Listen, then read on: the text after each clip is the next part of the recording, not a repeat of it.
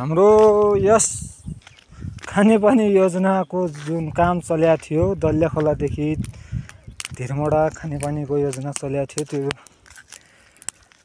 10-12 दिन पहिला मेल लाइनको काम सकेर हामी यो टंकीदेखि यहाँ शाखा लाइनको काम चालू गरेका थियौं।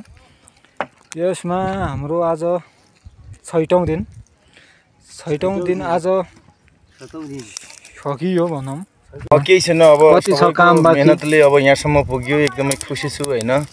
आगामी दिनहरुमा पनि अब यस्तै अब 700 फुट दियो भने किनकि अब समाजको लागि अब राम्रो कार्य गरौँला भन्ने चाहिँ मतलब के हैन।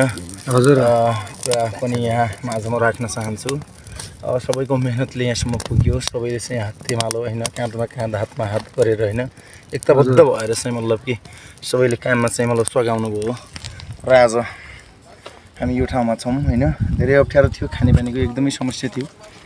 विगत यो 7-8 वर्ष कहाँ 2042 सालमा बनेको यो खानेपानीको योजना। त्यसपछि अब सानोतिनो योजनाहरू त अब परे भनौं हैन, 1-2 लाखको योजनाहरू अब खासै त्यस्तो काम केही पनि भएन गतेलो। हामी एकदमै मतलब कि समस्यामा थियौं र त्यो अहिले पनि अब त्यति ठुलो त योजना थिएन।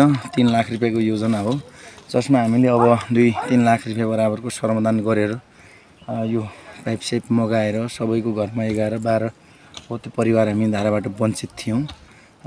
उहाँहरुको घरमा पनि धारा जडान गरियो हैन। उहाँहरु पनि खुसी हुनुहुन्छ र आफूमा पनि खुसी छु हैन। आगामी दिनहरुमा पनि त्यही छ अब हैन। समाजका लागि राम्रो कार्य गर्नका लागि हामी कतिकै मतलब कि त्यसै मतलब कि डर मान्ने छैनौं र हैन एकताबद्ध भएर चाहिँ मतलब कि हामी काम गर्ने छौं। त्यही छ। बाँकी के भनौं हैन। दुःख कष्ट त सबैले भयो होला, त्यसको लागि क्षमा चाहन्छु हैन। किनकि अब म अध्यक्ष भए अनि काम गर यताउति कतिखेर कसैसँग नराम्रो हैन नमिठो बोलियो होला। आफ्नै दाइभाइ सम्झेर चाहिँ त्यसमा चाहिँ मतलब कि हैन अन्यथा नलिदिनु होला हैन।